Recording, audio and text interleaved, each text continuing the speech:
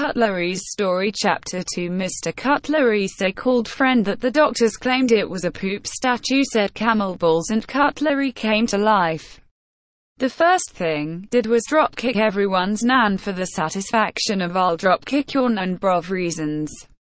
He asked many people out but they all rejected him.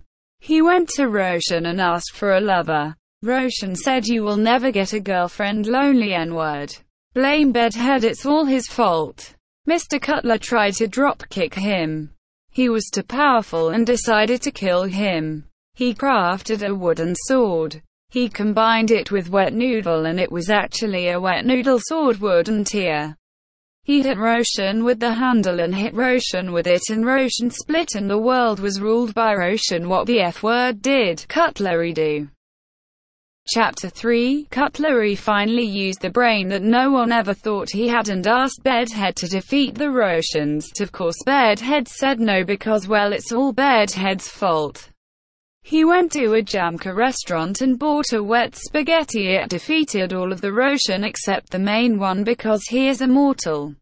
Our man punched Mr. Cutlery because why not? Mr. Cutlery cried because he was a baby after all. He cried for several years, although he was like 4 years old when he started crying. At the age of 59 he stopped and got a heart attack. But then he realized that he touched the breath of Roshan, which made him immortal so he can never die, so he looked like a 25-year-old dude that just doesn't get respect, so he got beaten up by a broken toilet seat. He went to hospital and Cutlery got a disease called they are now a toilet syndrome, but then he killed a bee and they are now a toilet syndrome disappeared and he was a normal, abnormal, immortal idiot.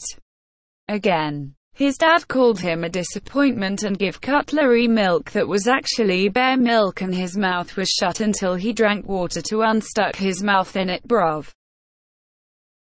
Chapter 4. Bedhead and Roshan started working together. Alex punched Safe.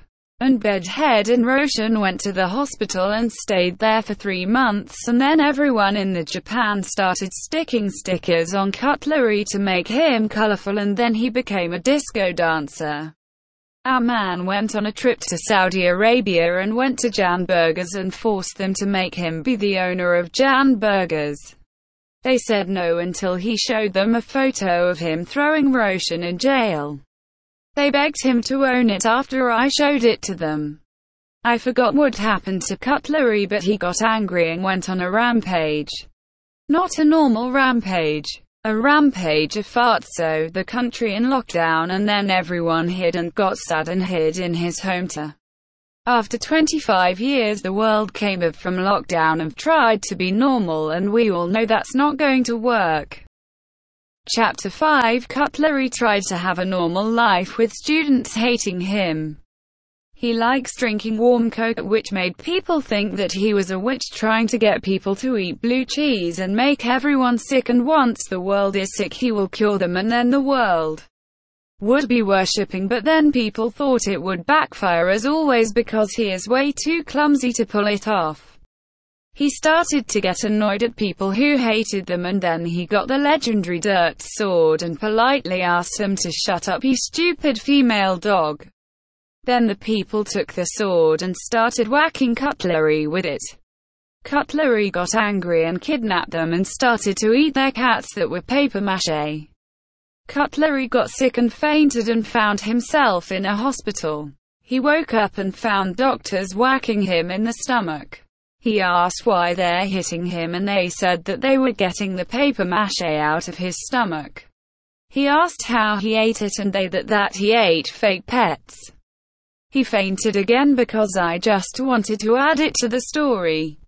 There he found himself in a jail cell and he asked why he was in a jail cell and the cops walked away to get more guards to whack him. Cutlery said this is like the 22nd time today.